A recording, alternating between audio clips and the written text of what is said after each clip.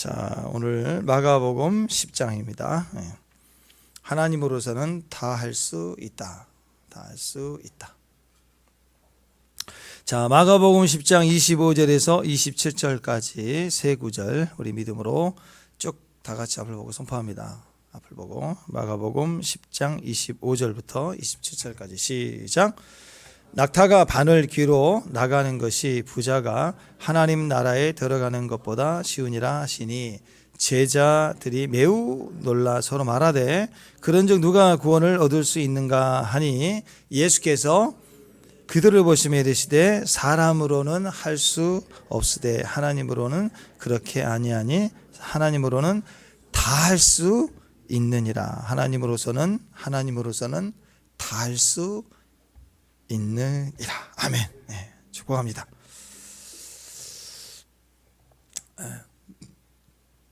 아이들을 보면서 우리가 보호해 줘야 되고 또 우리가 이렇게 지켜줘야 되지만 아이들을 보면 평화롭죠. 기쁘죠.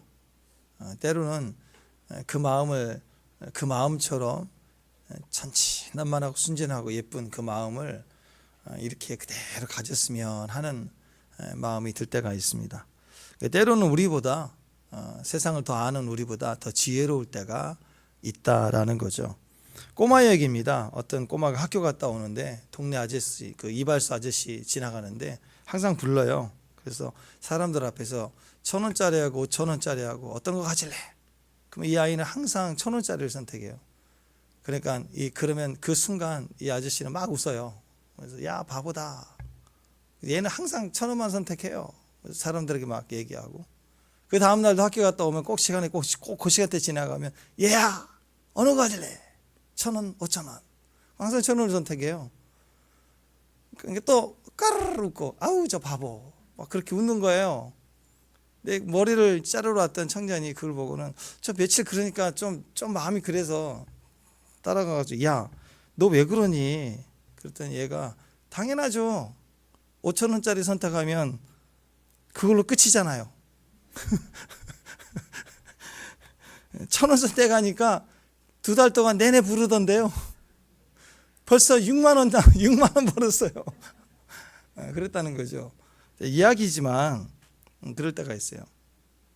막 악의적으로 이용해 먹고 그런 건 아니지만 상황에 이렇게 속이려고 하고 또 이렇게 재미로 상황에 몰릴 수가 있잖아요.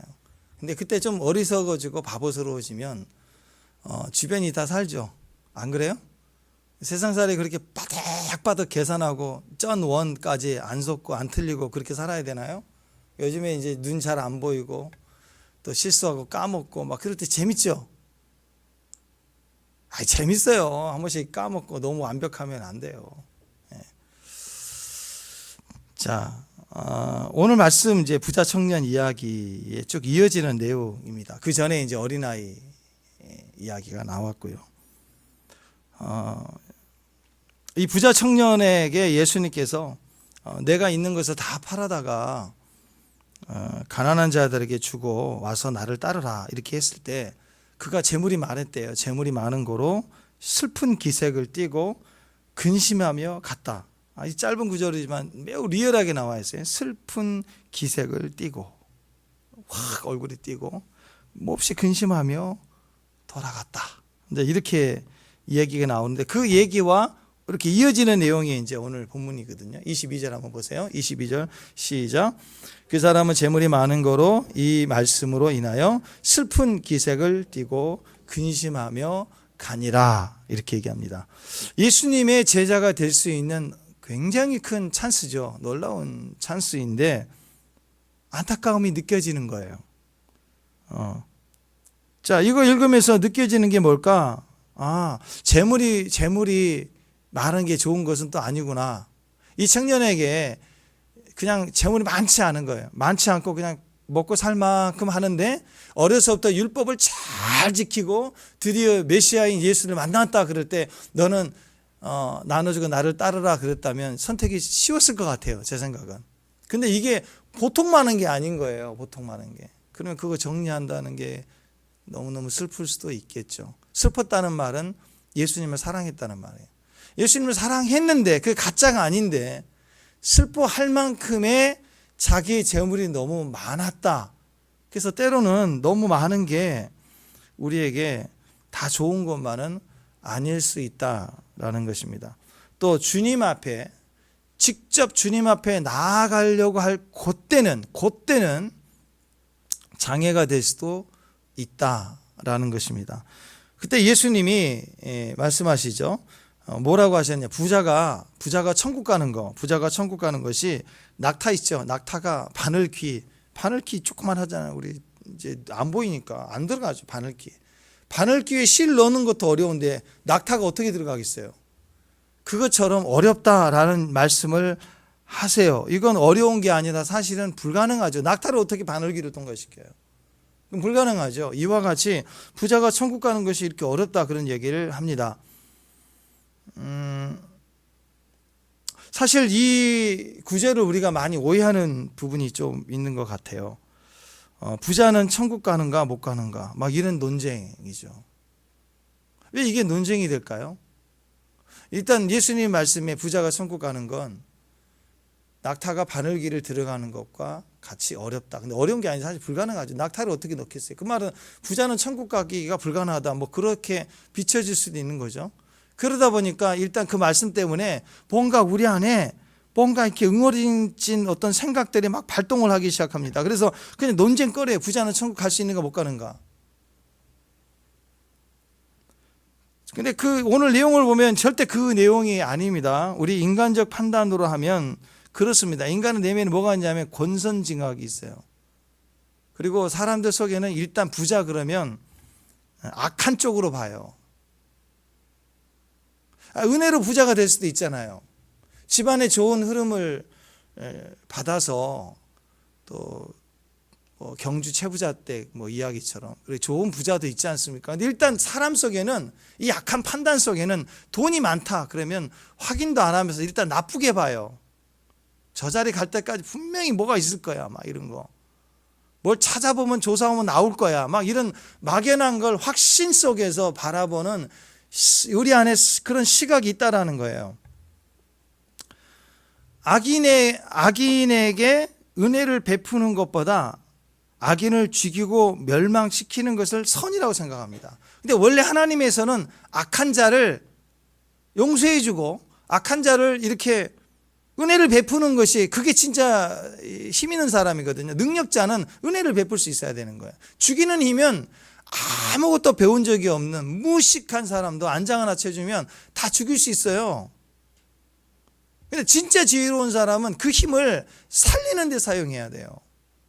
각 나라의 독재자들이 나라를 망친 이유는 다 죽이는 힘을 사용했기 때문에.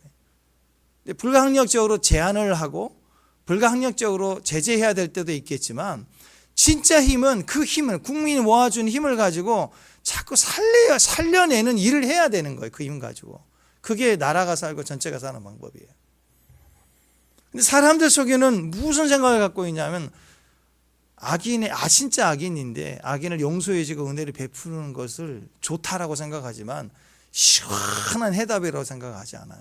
시원한 해답은 그 악인은 죽여야 되고 멸망시켜야 된다는 거예요. 그게 인간 속에 있는 잔혹한 마음입니다.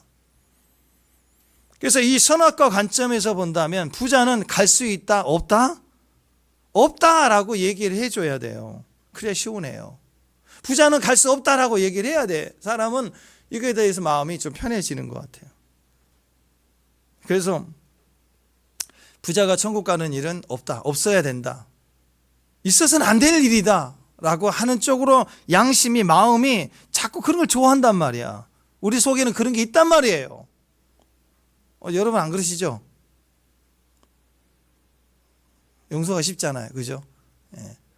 자, 여러분 약간 미안하다 싶은 마음이 좀 들기도 할 때는요. 뭐 깨끗한 부자는 갈 수도 있겠지. 청부, 깨끗한 부자는 갈 수도 있겠지. 그렇지만 어려워. 아니 가서는 안 돼. 그런 법은 있을 수가 없어. 라고 생각하는 게 사이다예요. 자, 청빈, 청부 이렇게 얘기하는데 청부란 말은 별로 안 들어봤죠. 청빈이란 말은 굉장히 많이 들어봤어요. 사람들이. 청부, 물론 깨끗한 부자도 있을 거야. 깨끗한 물질도 있을 거야. 근데 그건 찾아보기 어려워. 그러니까 사람들이 좋아하는 것은 청부보다는 청빈을 좋아해요. 일단 도덕적이잖아요. 그리고 청빈의 삶이 되게 좋은 삶이라고 생각을 해요. 나쁜 거 아닙니다. 근데 똑같은데 청불은 기억을 안 하려고 그래요. 싫어해요. 그리고 조사하면 다 나온다라는 쪽으로 의문을 항상 물음표를 쳐놓고 사람 말을 한다는 거예요. 그래서 여러분 일단 부자 그러면 사람 느낌이 마음속에 부럽지만 속으로 뭐가 있냐면 악한 놈일 거야, 부정할 거야 라는 이미지를 가지고 가요.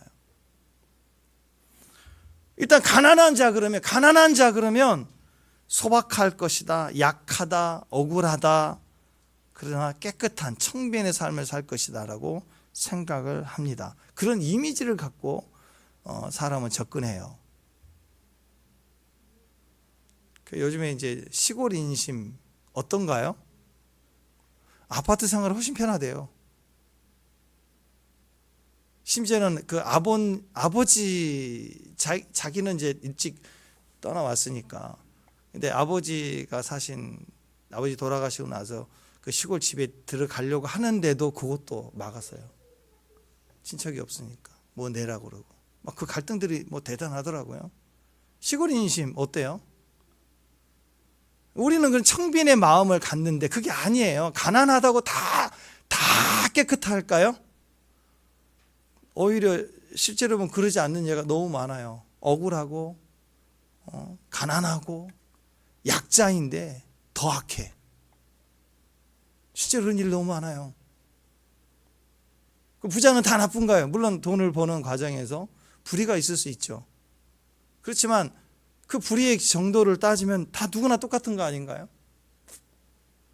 근데 사람들은 그런 기준을 가집니다. 그래서 선악과 판단이에요. 선악과 판단은 기준이 나에게 있고 내놓으라는 분이에요. 내가 하면 로맨스, 남이 하면 불륜. 그런 마음으로 내가 가난하니까, 내가 서민이라고 생각하니까 가난한 자는 소박하고 착하고 억울하고 청빈한 사람들이라고 인식하기가 쉽죠. 내가 가난하니까 부자는 악하고 구두쇠고 부정이 많고 지옥 갈 놈 이렇게 인식을 하기 쉽다라는 거예요. 근데 그렇게 얘기를 하면서도 사람의 속마음은 가난을 벗어나고 싶어 해요. 부자 되고 싶어 한단 말이에요. 그렇게 부자를 싫어하면서 부자가 되고 싶은 마음이 인간에게는 있어요. 그렇게 부자는 천국 가기 어렵다, 아니 가서는 안 된다라고 얘기를 하는 사람조차도 그래도 좋으니 부자 되고 싶다, 이런 마음이 인간에게 있다는 거예요. 그러다가 혹시 어쩌다 부자가 있죠. 어쩌다 부자가 있어요. 어쩌다 확 된 부자가 있어요. 그럼 말이 바뀝니다. 청빈보다 청부를 외치기 시작해요. 나는 깨끗한 부자다. 나는 깨끗한 부자다. 완전한 흠이 없다는 뜻이 아니에요. 다른 사람에 비해. 그러면 굉장한 의인이에요, 나는. 청부, 깨끗한 부자라고 스스로 생각을 합니다. 자, 이런 개념은요, 잘 들으세요. 신앙이 아닙니다. 이 개념은 구원이 아닙니다. 그냥 자기 생각이에요. 자기 이론일 뿐입니다. 오늘 부자 청년으로 인해서 예수님이 우리에게 주시는 핵심 메시지는 구원은 오직 하나님께 있다라는 거예요. 축복합니다. 그러니까 이제 부자가 낙타기 못 들어간다, 부자는 천국 가기 어렵다, 거기 꽂히면 안 돼요. 그건 메시지가 아닌 거예요.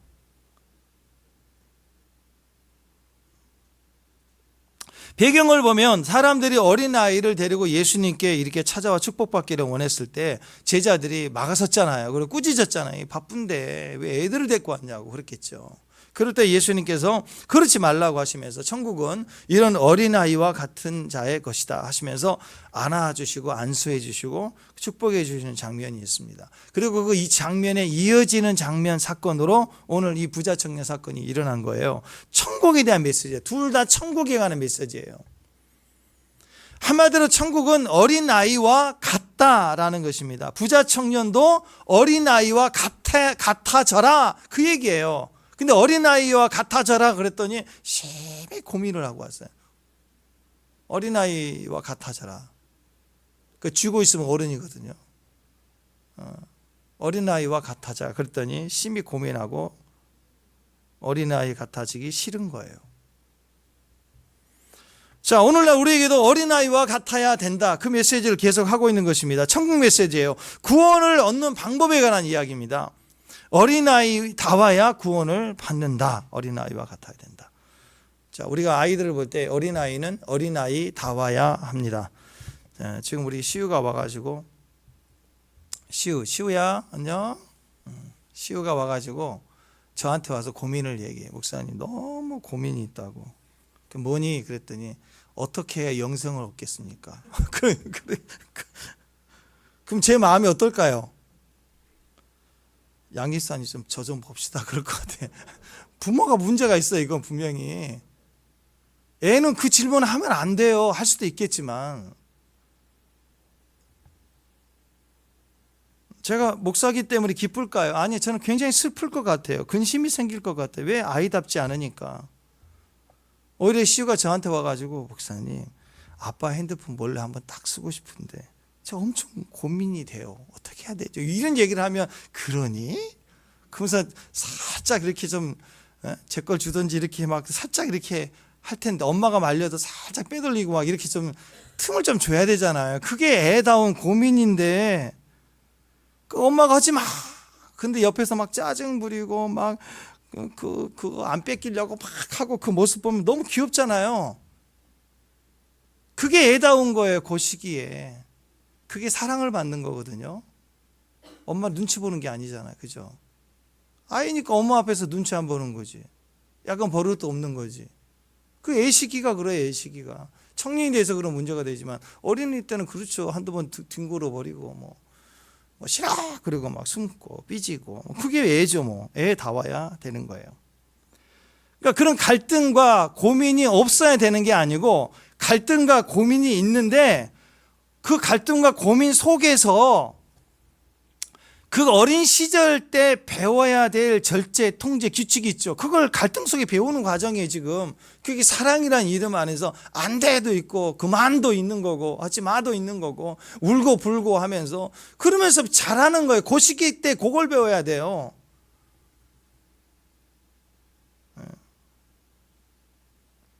그게 엄마 아빠의 큰 사랑을 받아야 될 시기가 그 시기인데 그 시기인데 우리 시우가 막 영성훈련, 은사훈련, 성교훈련, 제자훈련, 십자가에도 갈보리상 막 그러고 있으면 막 아니죠. 그런 거 배울 때가 아니에요. 모든 성도들과 더불어 우리가 그런 주님의 믿음의 훈련이 필요합니다. 그러나 지금은 아니에요. 어린아이는 그거 할 때가 아니에요.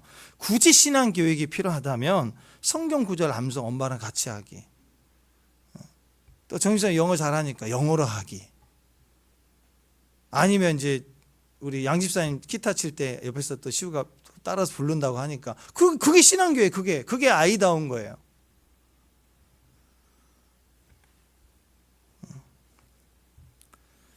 지금 어린아이들이 와서는 목사님 너무 힘들다고 뭐가 이렇게 힘드니 요즘 너무 사업 아이템이 안 떠오른다고.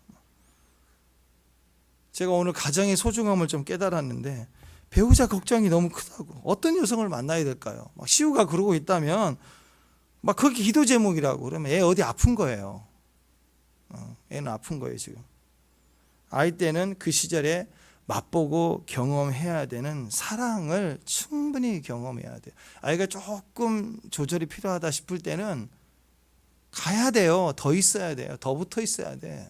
그 갈등 속에 엄마 아빠가 붙어 있어야 돼요. 요즘 애들은 우리와 달라요. 하지 마 이러잖아요. 그거 떨어뜨리지 마 그러면 무서워서라도 안 해. 요즘 애들은 떨어뜨리지 마 그러면 어쩔 건데 바로 앞에서 떨어뜨려. 너 셋을 동안 그만둬 하지 마. 어쩔 건데. 애들이 이래요. 상상을 줘야 돼. 근데 그게 버릇이 없는 게 아니라니까요. 규칙을 몰라서 그런 거야. 규칙. 화만 낼 줄 알지. 부모가 화만 낼 줄 알지. 규칙과 대화를 안 해본 거예요. 어린이 다 와야 돼요. 설명이 필요하고 시간이 필요하고 같이 있어주는 게 필요하다고. 오늘 부자 청년 보세요. 누가복음에 보면 관원이라고 나와 있어요. 관원. 관원인은 아르콘, 그래서 높은 지위의 정부 관리인 뭐 이렇게 표현되어 있는데, 뭐 굳이 따지면 뭐 장관급의 큰 정치적인 지위에 있는 자, 우리식으로 얘기하면 국회의원 뭐 이렇게 볼 수 있을 것 같아요. 관원. 그 다음에 큰 부자였다. 청년인데 한 24, 5 정도 된 청년으로 추정이 됩니다. 근데 벌써 국회의원에 뭐 큰 부자다 그러면 뭐 집안이 좀 빵빵했다라고 생각이 되겠죠. 그죠? 안 그럴 수도 있지만 대체적으로. 또 누가복음 18장에 보면은 큰 부자함으로 이 말씀을 듣고 심히 근심했다. 그 말을 보니까 작은 분량의 뭐 아파트 한 채, 두 채 이 정도가 아니었던 것 같아요. 굉장히 많은 물질의 재산가였다. 이렇게 볼 수도 있습니다. 사회적 신분도 높고 좋은 직업도 있었고 돈도 많은 부자였다. 자, 여기에 꽉 찼죠. 다 찼잖아요. 사회적 신분, 좋은 직업, 돈도 많다. 부럽잖아요. 근데 우리는 절대 이걸 보면서 절대 부럽다는 말을 안 합니다. 마음뿐이죠. 그죠? 왜? 전문용어로 도덕적 불편함이 있어요. 아까 얘기했죠. 부자는 뭔가 있을 거야. 좋다라고 얘기는 안 해요. 그리고 생활 표현으로는 질투심이 있어요. 나도 그렇게 됐으면 좋겠다. 자, 마태복음에서는 청년이라고 나와 있는데 젊은 청년 이런 그런 뜻입니다. 그러니까 또 화가 더 나죠. 막 근데 너무 젊어. 다 갖췄어. 똑똑했겠죠. 배운 것도 많고 또 실제로 소유도 많고. 근데 대체적으로 이런 부류의 사람들은요, 일단 좀 싸가지가 없어요. 일단 만나보면 똑똑한데 약간 싸가지가 없어야 돼. 그래야 좀 우리 마음이 좀 덜 불편해. 아, 그렇지. 좀 이러는가. 근데 이 친구는요, 너무 예의가 발라요. 대단하잖아요. 17절. 자, 읽어봅니다. 시작. 무릎을 꿇었어요. 예수님한테. 질문하고 요청할 때 무릎을 꿇었어요. 어느 착석된 자리에서가 아니라 달려가서 무릎을 꿇었어요. 진짜 보통 성경에 아마 전무후무한 사건 아닌가 싶어요. 그래도 말도 이뻐요. 입에서 나오는 말이 식사 한번 하시죠. 제가 좋은데 예약해놨어요. 5성급으로. 예수님 그럴 수 있잖아. 예수님한테. 이 지역에서는 나가 하면서 그렇게 할 수도 있잖아요. 근데 선한 선생님, 제가 무엇을 내 영생을 얻을 수 있을까요? 뭐 인사 거칠 이유가 없어요. 단도직입적으로 정확하게 필요한, 정확하게 고민했던 이야기를 하는 거예요. 얼마나 절박했으면 뭐 중간 인사도 안 해. 그냥 바로 선생님, 스승님 물으듯이 바로바로 얘기를 합니다. 질문 내용도 먹고 사는 문제가 아닙니다. 영생에 관한 이야기예요. 신앙에 대한 갈망함이 컸다라는 것입니다. 선한 선생님, 내가 무엇을 해야 영생을 얻으리까? 엄청난 질문을 합니다. 자, 문무를 겸비한 이런 청년이 신앙까지 좋아서 질문하는 정도 수준이 지금 제자들이 고민하는 제자들에게서도 들어보지 못한 질문을 해요. 너무 대단하지 않습니까? 이 정도 되면 칭찬해 줘야 되지 않아? 이런 젊은이 본 적이 없다. 아니, 백부장의 믿음을 보고도 막 크게 기뻐했고, 수르보니게 여인의 그 믿음 사건, 그건 각자의 절박한 사건이 있었잖아요. 자기 딸을 향해서 부하를 향한 그 애착이 크기 때문에 그렇게 믿음의 행동이 나왔다고 하고, 그 이방인이기 때문에 주님이 기뻐했지만, 주님의 본 마음은 너의 자식도 중요하지만 내 자식이 중요하잖아요. 이방인의 구원의 어떤 그 도리적인 믿음보다는 이스라엘의 이렇게 경건한 자, 믿음 있는 사람을 볼 때 얼마나 크겠어요. 이 정도 되면 주님이 막 굉장히 칭찬해 줘야 되는 거 아니에요? 마치 다니엘과 그 새 친구들 보는 것 같은 막 그런 젊은이, 다음 세대의 리더자들을 본 거잖아요. 근데 예수님의 대답은 좀 달라요. 18절 딱 보니까 이렇게 얘기합니다. 시작. 예수께서 이르시되 네가 어찌하여 나를 선하다고 하느냐. 아니, 말하자마자 말투를 탁 참네. 선한 선생님이야. 그 뒤는 듣지도 않아. 네가 왜 나를 선하다고 하느냐. 좀 뉘앙스가 좀 무섭지 않아요? 하나님 한 분 외에는 선한 이가 없다. 약간 책망하시듯 그런 뉘앙스로 말씀을 탁 치고 나가시면서 그 다음 절, 자, 그 다음 절 시작. 네가 계명을 안 하니 살인하지 하지 말라, 간음하지 말라, 도둑질하지 말라, 거짓 증거하지 말라, 속여 빼앗지 말라, 내 부모를 공경하라. 자, 이게 십계명에 나와 있는 내용 쭉입니다. 앞부분 하나님에 대한 계명 빼고 쭉 다 십계명 얘기예요. 십계명 유대인들은 뼛속까지 어렸을 때부터 모세 오경을 다 달달달하는 유대인 교육관에 그걸 아는 사람들이 십계명 하나 모를까요? 근데 십계명 가장 기본적인 계명을 얘기해 주시는 거예요. 이해가 좀 되지 않습니다. 이렇게 학벌도 좋고 집안도 좋고 실력도 좋고 젊은 국회의원에 인정받고 그리고 하나님을 막 갈망하는, 뭘 해내도 해낼 친구 같아 보이는, 예수님 보기에 너무너무 칭찬해 줘야 될 그 청년인데 주님은 탁 보자마자 하시는 말씀이 넌 어린애인데, 이 십계명은 어린애가 배워야 돼요. 제일 먼저 율법의 시작 십계명. 그리고 모세오경은 14살까지 가면서 달달달 암송해야 돼요. 애들이 막 감성하는 거예요. 14살까지 율법의 아들 성인식 할 때까지. 어린애 중에 제일 기초, 어린애가 배워야 될 기초 공부가 십계명인데 그 중에서 십계명도 하나님 거 빼고 나머지 다시 말씀해 주는 거예요. 무슨 말이에요? 너한테, 넌 지금 어린아이 중에 너무 어린아이야. 근데 넌 어린아이 다움이 없네? 그 얘기예요. 어린애 다움이 없어. 시우가 저한테 어떻게 영생을 얻을까요? 그걸 질문하는 것 같은 거예요. 엄마 말씀 잘 들어야 돼. 그죠? 성경 봐야 돼. 금식해야 돼. 그런 얘기 안 통하죠? 그거예요. 지금 이 친구에게 정말 완벽해 보이는 이 친구에게 지금 필요한 진짜 영성 훈련은 뭐냐? 십계명부터 해야 돼. 왜? 너는 어린아이야. 근데 어린아이답지 않네? 그 얘기예요. 그걸 이제 좀 성인이고 다 가진 자니까 책망하듯, 그 교만 속에 탁 책망하듯 주님이 말씀을 정확하게 하시는 거예요.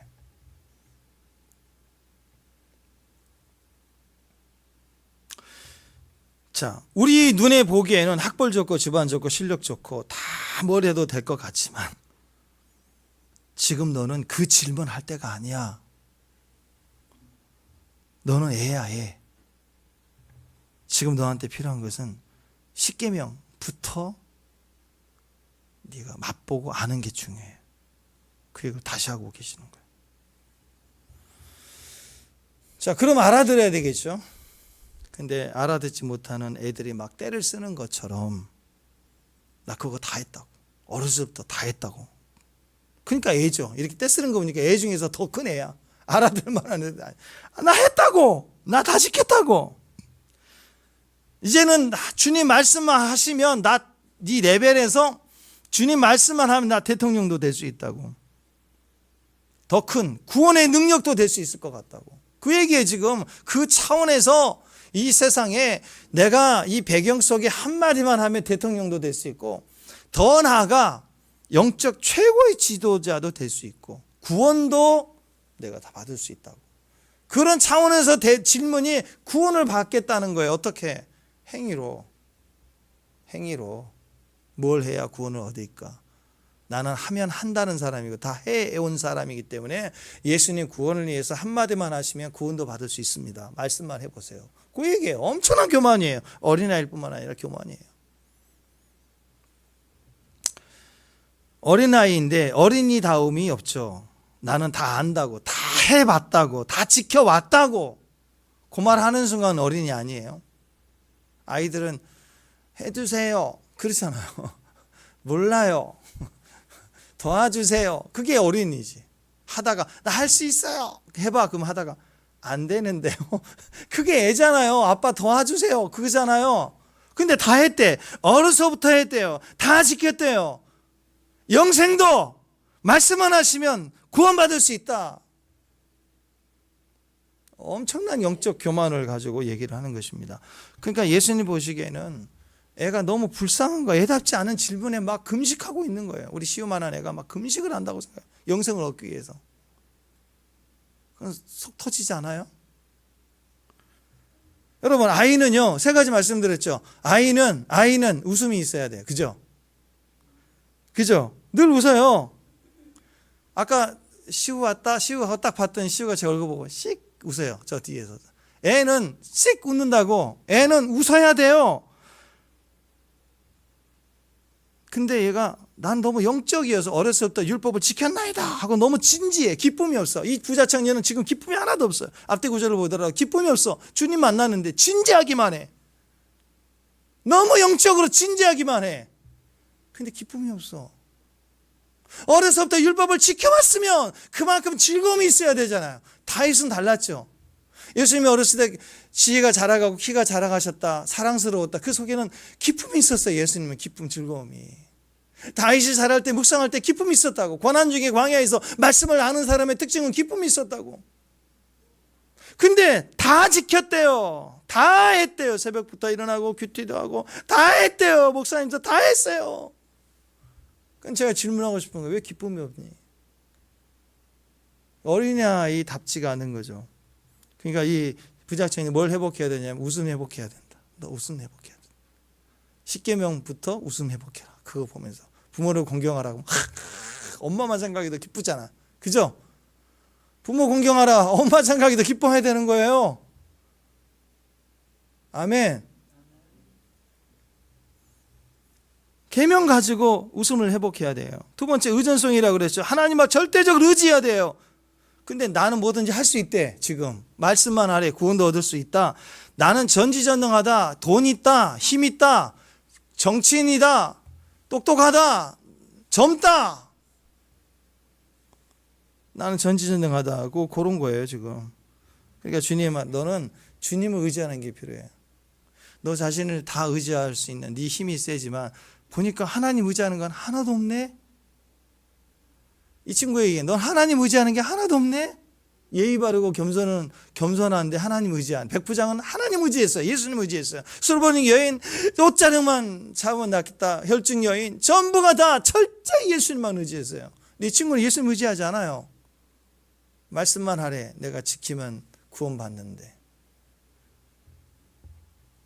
이해가 되시나요? 세 번째, 수용성입니다. 애들은 말하면 잘 받아들여요. 유괴범이 뭘 줘도 절대 받지 말라고 교육을 해도 주면 받아요. 따라가지 말라고 낯선 사람 그러면 네, 따라가지 마라. 네, 낯선 사람이 오면 어떻게 해야 되지? 따라가면 안 돼요. 금방 교육은 돼요. 근데 한 10분 뒤에 엄마 사라진 다음에 카메라 들고 실험을 해보면 다 따라가. 네 하고 다 따라가. 애들은요 그냥 받아들여요. 그냥.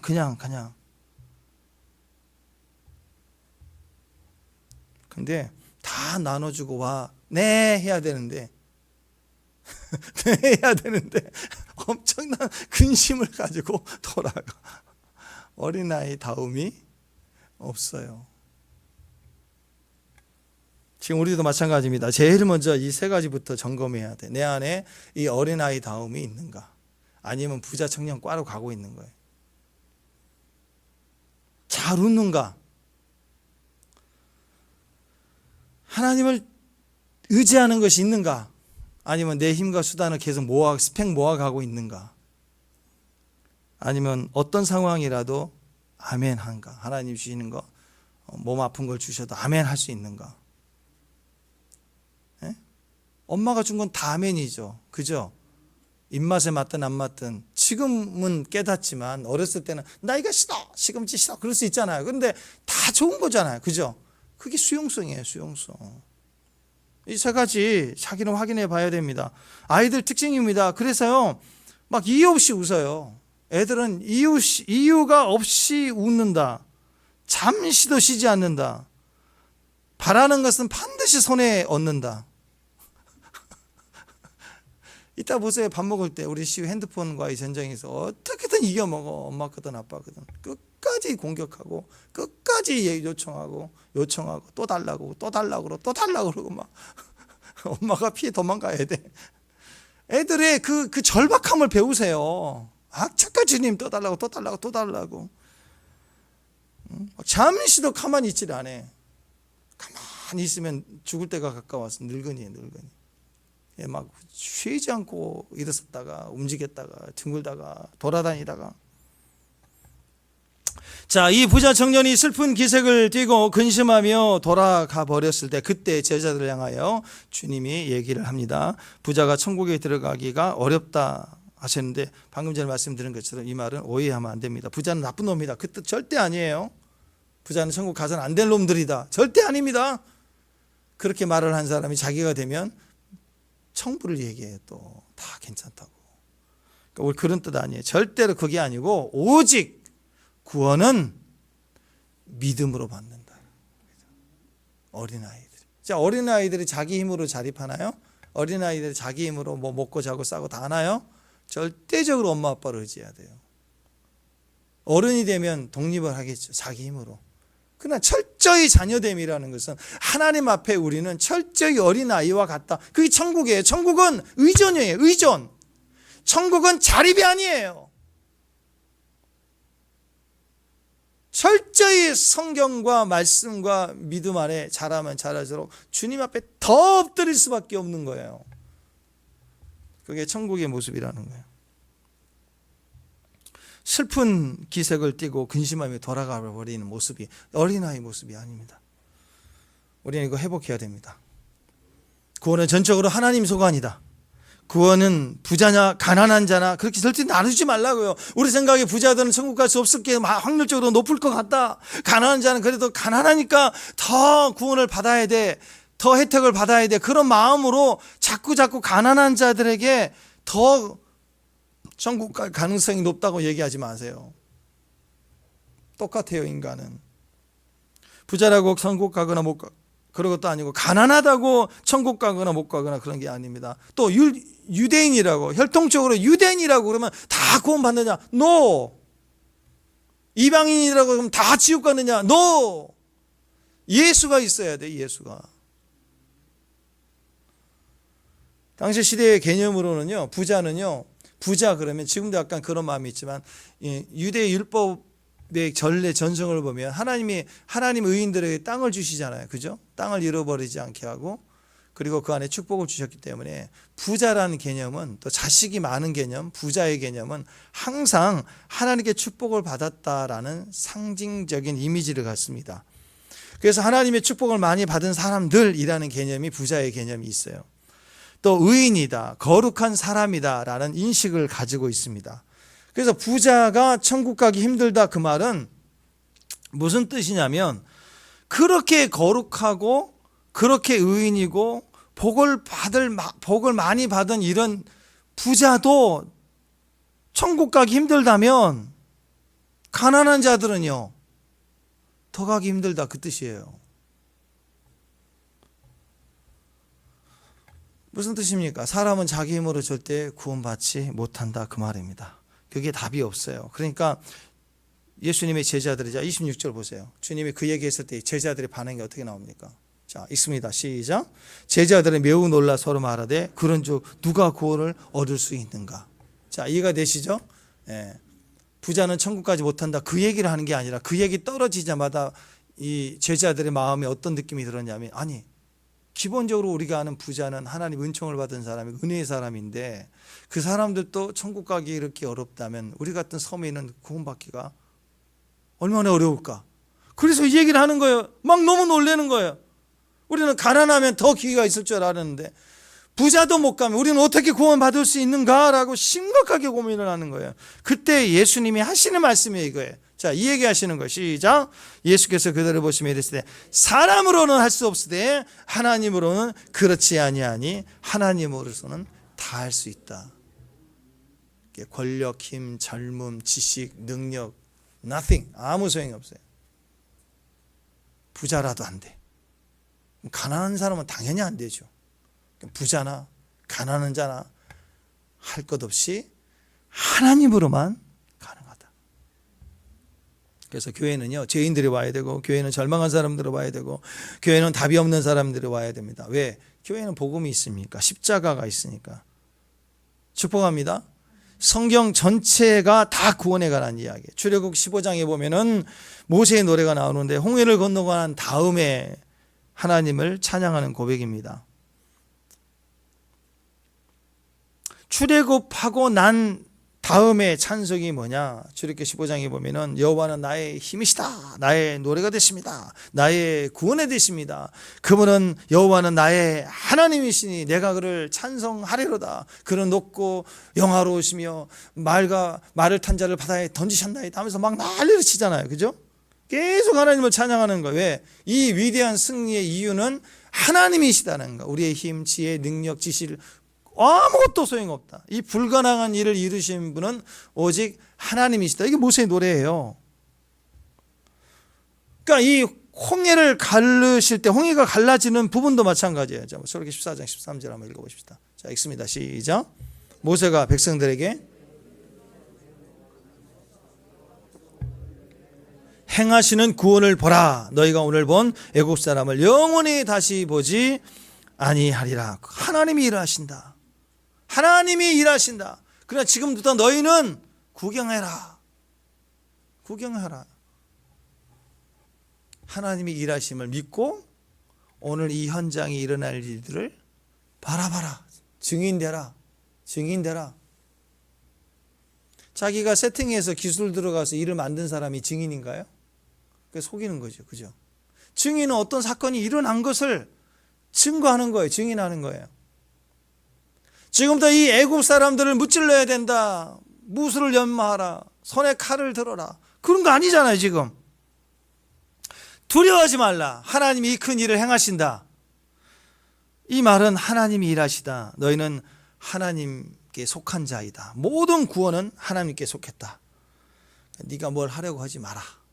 그 얘기예요. 계속해서 얘기하는 거. 이스라엘 역사 가운데 얘기하시는 것이에요. 우리의 삶도, 우리 삶 속에서의 승리도 마찬가지입니다. 하나님께 속한 것입니다. 우리가 뭘 한다고 설쳐되고 노력한다고 되는 게 아니에요.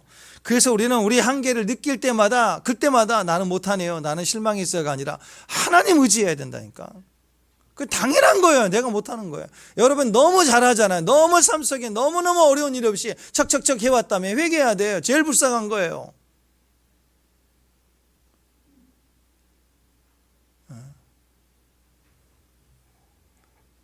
예전에 한 10여 년 전에 어떤 분을 만나는데 그분이 그러더라고요. 너무 많은, 어렸을 때 강남에 사신 분인데 한 번도 울어본 적이 없대. 너무 편했다는 거예요. 집도 잘 살고 남편도 좋은 사람 만나고 다 애들도 그냥 다 너무 잘 된 거예요. 너무 잘 됐어. 그러니까 복음이 필요 없죠. 복음이 필요 없어요. 그러니까 복음을 전해도 받아들이지 않아요. 지금 생각해보면 제일 불쌍한 분 같아요. 너무 불쌍한 분. 인생이 그런 게 아니거든요. 여러분, 우리는 우리 삶 속의 절박함, 우리 삶 속의 한계를 경험할 때마다 우리는 피조물인 것을 알고 모든 구원은, 모든 역사는 하나님께 있다는 것을 철저히 믿으라고 주시는 기회예요. 기회, 축복이에요. 축복. 하나님 의지하고 하나님 도와달라고 엎드려야 되는 거예요. 뭘 해보려고 뛰지 말라고요. 한계를 만날 때는 엎드려야 돼요. 한계를 만날 때 뛰돌아다니는 사람 말이에요. 뭐 토끼도 아닌데 막 산에 가 뛰어노. 거북이에요. 물속에 들어가 있고. 하나님 찾아야 돼요. 한계를 경험할 때마다 하나님 찾아야 돼요. 기도해야 돼요. 끝까지 믿음을 지켜야 돼요. 왜? 구원은 하나님께 속한 거예요. 변화는, 승리는, 전쟁은 하나님께 속한 거예요. 그래서 출애굽기를 계속 읽으면 머리에 딱 남는 건 하나예요. 계속해서 내가 여호와인 줄 알라, 내가 여호와인 줄 알라. 얼마나 말을 반복하시는지.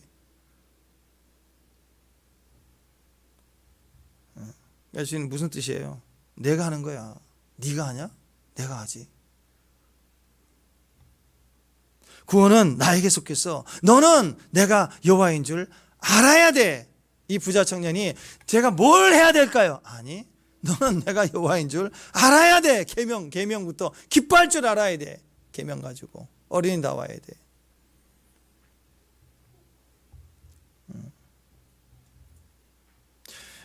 또 모세에게도 얘기를 하죠.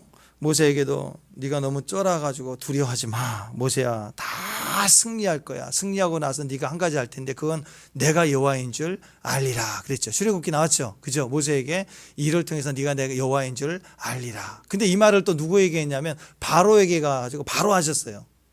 네가 이 올인해서 네가 박살, 네 힘으로 안 돼. 네 능력 있다고 너 박살 날 거야. 그리고 너는 내가 여호와인 줄 알리라.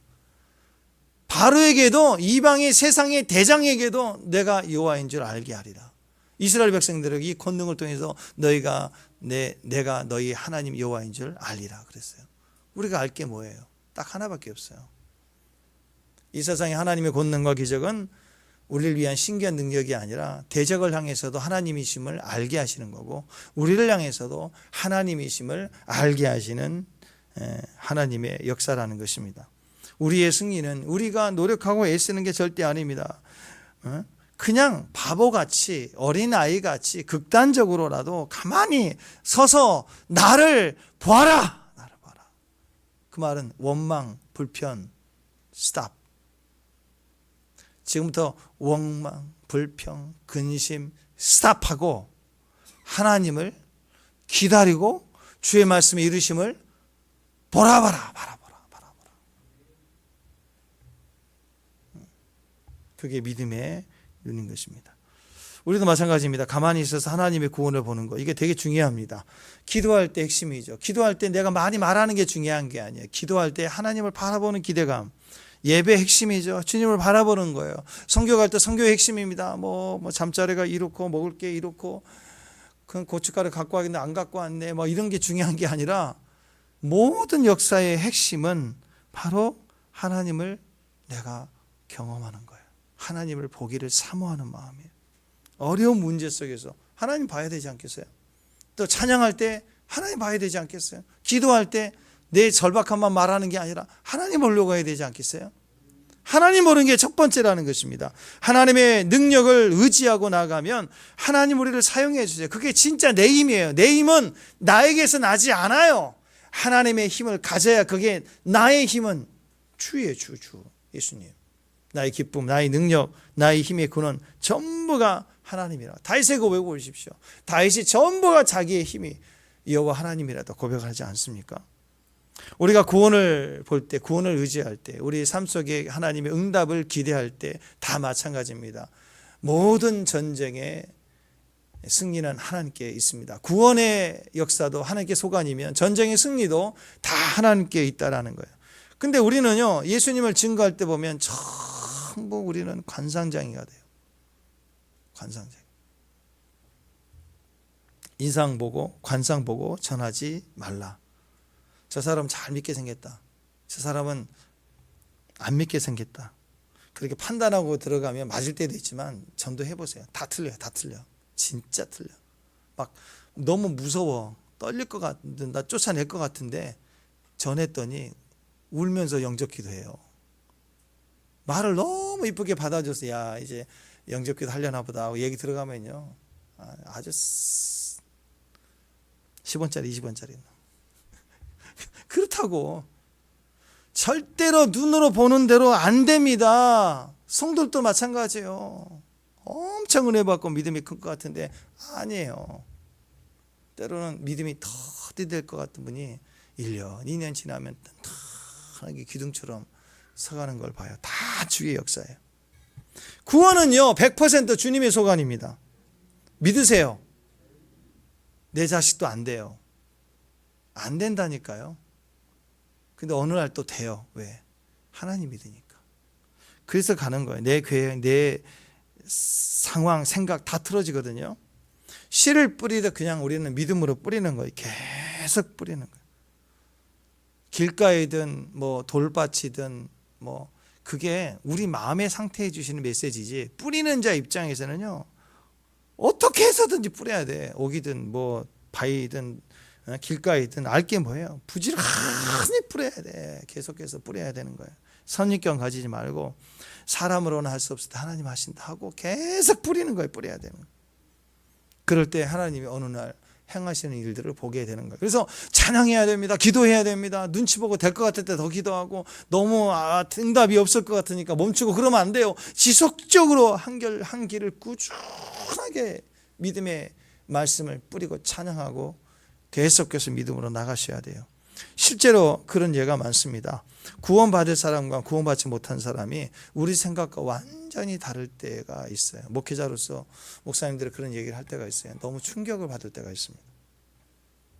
어떤 분은 아무리 전해도 죽어도 합니다. 진짜 죽어도 합니다.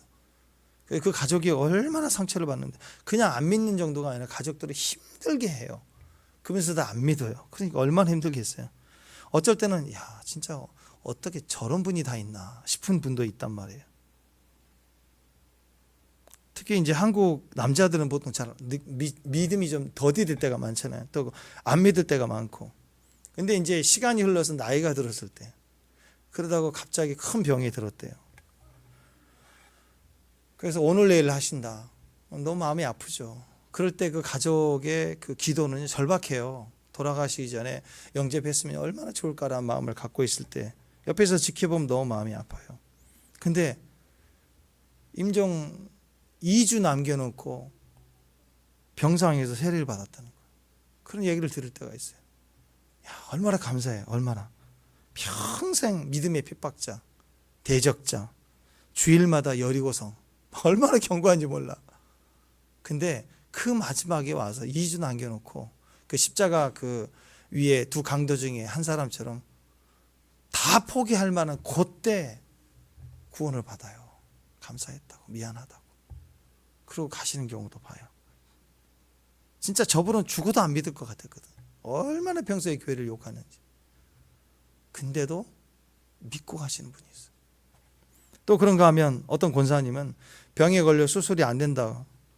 옛날엔 다 그럴 때는 요양원 이런 데 안 가고 집에 보통 돌아오잖아요. 집에. 그냥 그때부터 교회를 안 나와요. 나중에는 밥도 안 먹는데 밥도 안 먹고 안 먹으니 며칠 됐대. 그러니까 이제 곧 임종 직전이죠. 그러니까 가족들도 안 보려고 그러고 방에서 안 나와요. 성도들도 전화해도 안 받고 몇몇 권사님들이 찾아가면 오지 말라고 안 만나겠다고. 예수가 무슨 소용이냐고. 평생 같이 있는데 같이 기도해. 너무 마음이 아프잖아요. 그래서 그 목사님이 성도들하고 같이 가가지고 방문을 강제로 열고 그냥 앉아서 찬송했어요. 막 찬송하고 기도하고. 그랬더니 기력이 다 없으니까 기력이 있으면 나가라고 그랬을 텐데 기력이 없으니까 이불을 뒤집어 쓰고 막 기도하고 찬양하고 조용하더래요. 그래서 이불을 덮쳤더니 찬송 듣기 싫어서 귀를 꽉 막고 죽었어요. 그때 그 분위기와 그 목사님, 그 성도들의 마음의 상처가 얼마나 컸겠어요. 그러니까 여러분 직분 받고 교회 다닌다고 그게 다 교훈 받았다고 생각하면 안 돼요. 그 임종 직전에 가보면 다 알아요. 제가 청년 때 우리 성교에 있었던 자매인데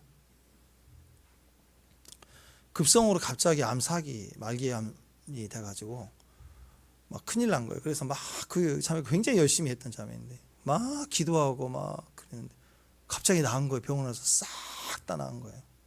그래서 막 여기저기 간증도 하고 막 기도에 막 불이 붙어갖고 같이 기도했던 사람들도 막 다 기도하고 굉장히 했거든요. 한 2년 됐어요. 2년 정도 돼서 재발했어요.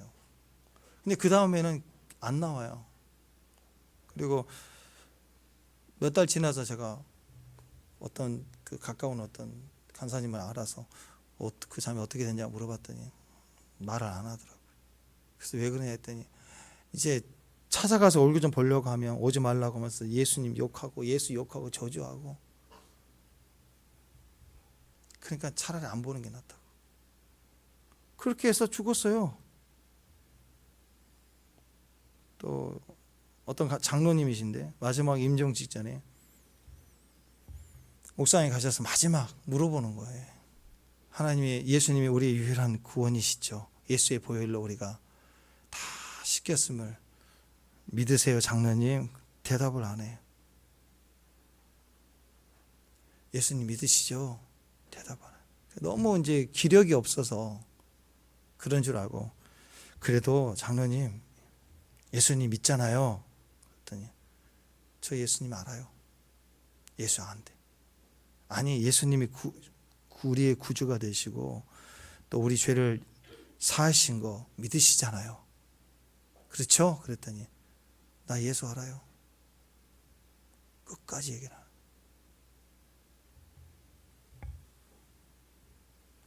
아니, 장로님 예수님 나의 구주라고 믿잖아요. 다시 한번 확인을 하는데 소리를 버럭지는 나가라. 그때 얼마나 큰 상처겠어요, 평소에. 그러니까 여러분, 이게요, 그때 가서 말이 틀어진 게 아니에요. 애초 처음부터 안 믿은 거예요. 처음부터 예수가 나의 구주가 안 돼 있는 거예요. 그냥 믿고 종교 생활 한 거예요.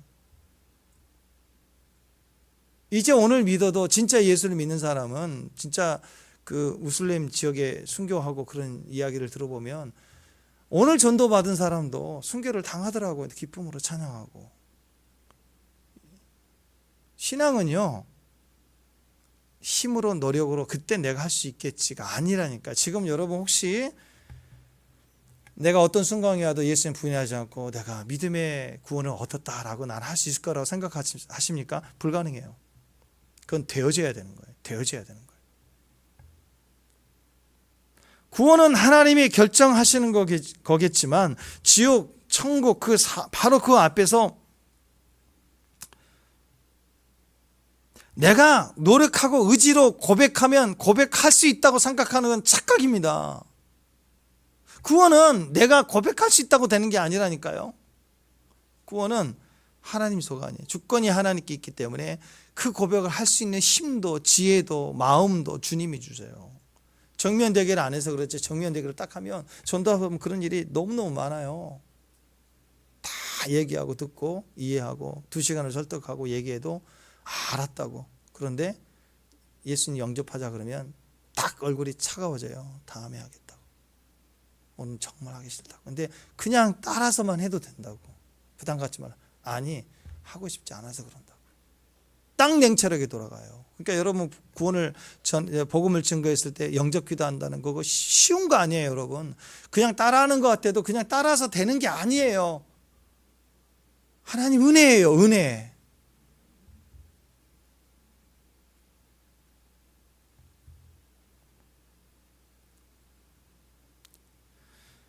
임종 앞두고 마지막 한번 예수님 믿습니까? 물어보면 예, 믿습니다. 이렇게 딱 나오는 게 그게 훈련으로 안 되는 거예요. 훈련 받았다고 되는 게 아니라, 지식이 있다고 되는 게 아니라, 나 예수 알아요. 그렇게 되지만 주님으로 영접합니다가 절대적인 순간에서 얘기해야 될 때는 안 되는 거예요. 그게 왜? 구원받지 않았으니까.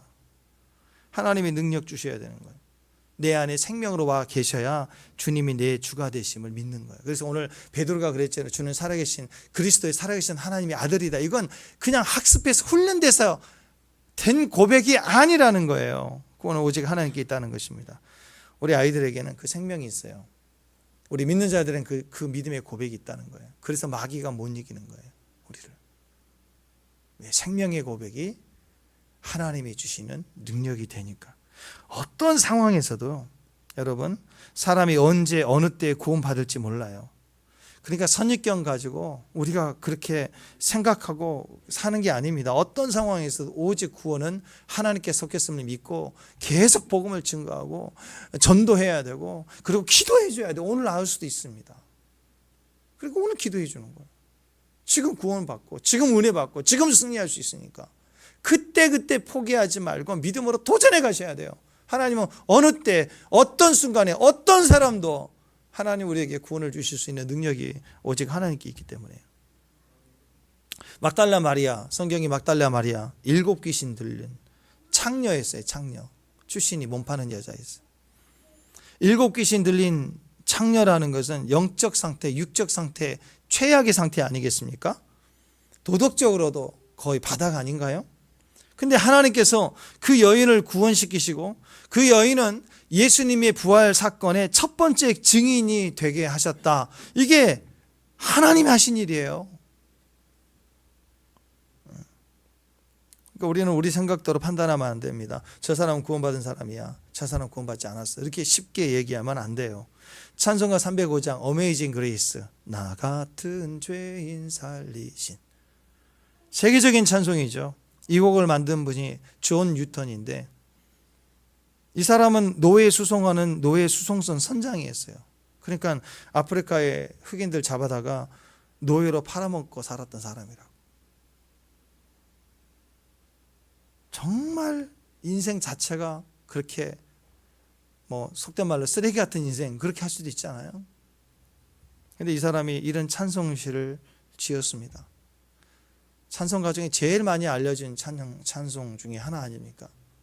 자기 삶이기도 하고 자기 고백이기도 하고, 그렇게 주님을 만나고 완전히 다른 삶을 살게 되는 거예요. 성경을 보십시오. 바울과 같은 사람, 막달라 마리아 같은 사람, 또 예수님은 죄인, 세리, 또 이런 창기들 다 주님 같이 식사하고 주님과 어울렸잖아요. 그들이 엄청난 구원의 역사를 이루었다라는 거예요. 구원은 100% 하나님께 속했습니다. 우리 눈으로 판단하지 마세요. 안 될 것 같다, 방황한다, 어렵다, 불가능하다, 아닙니다. 하나님 안에서는 다 가능해요. 내가 못하는 거죠. 나는 불가능한 거죠. 근데 하나님이 그 영혼을 책임져 주세요. 하나님이 그를 살리시는 거예요. 나 같은 죄인도 살렸는데, 아멘. 나 같은 병든 몸도 고치셨는데 하나님 뭘 못하시겠어요?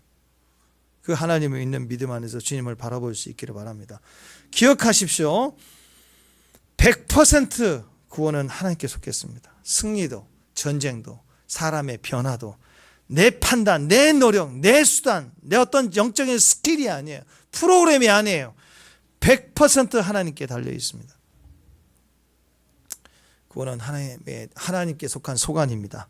그래서 내 힘으로 안 되고 오직 하나님 의지하는 거, 그러면 하나님 앞에서 구원받지 못할 사람이 아무도 없다. 오직 하나님이 고치실지 못할 사람은 아무도 없다라는 믿음을 가지고, 의사가 무슨 말을 하든, 세상이 무슨 말을 하든, 경제 전문가가 무슨 얘기를 하든, 투자가 어떻다고 얘기를 하든 하나님이 하시면 돼요. 아멘. 주님 의지하고 주님께 속했음을 믿고 철저히 주님 앞에 믿음으로 나아가는 귀한 종들 되시기를 주님의 이름으로 축원합니다. 다 같이 일어나셔서 성령 하나님 나를 만지소서 찬양하시겠습니다.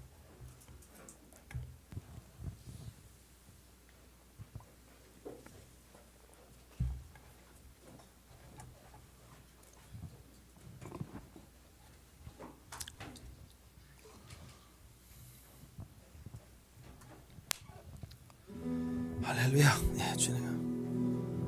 성령 하나님 나를 만지소서.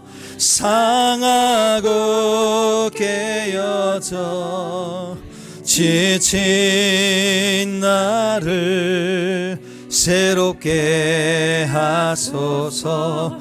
성령의 바람 시들인 내 영 살리소서. 한 번 더. 성령 하나님, 성령 하나님 나를 성령님 우리를 만지소서. 곧 깨어져 지친 나를 새롭게 하소서. 성령의 바람 시들인 내 영 살리소서. 임하소서. 임하소서. 성령 하나님이시여 지금 이곳에 임하소서.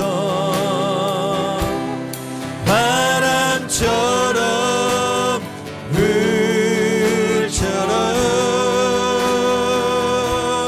성령이여 임하 성령 하나님, 성령 나를 만지소서. 나를 만지소서. 상하고 깨어진 저 깨어져 지친 새롭게 하소서. 새롭게 하소서. 성령의 바람 시들은 내어 살리소. 한 번 더 고백합니다. 성령 하나님, 성령 하나님, 이 땅 고치소서. 고치소서. 죄악의 어둠 속 헤매는 우리 태워주소서. 성령의 불로 세상 헛된 맘 태우소서. 임하소서.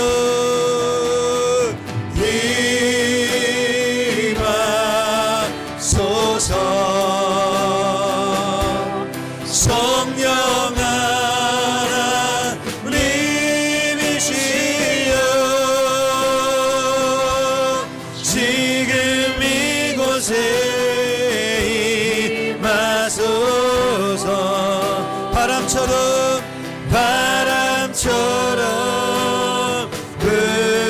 불처럼 성령이여 임하소서. 임하소서.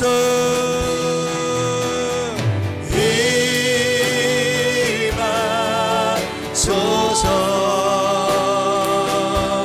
성령 하나님이시여 지금 이곳에 임하소서. 바람처럼 불처럼 성령이여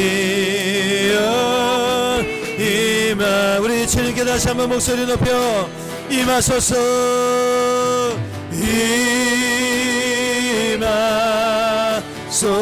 임하소서. 성령 하나님이시여 지금 이곳에 임하소서.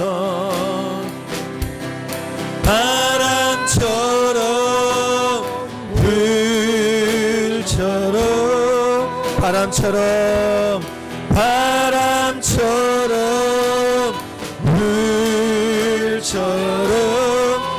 불처럼 바람처럼 불처럼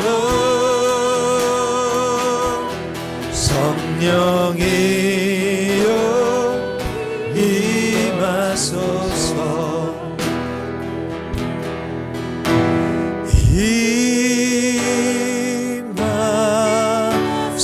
임하소서.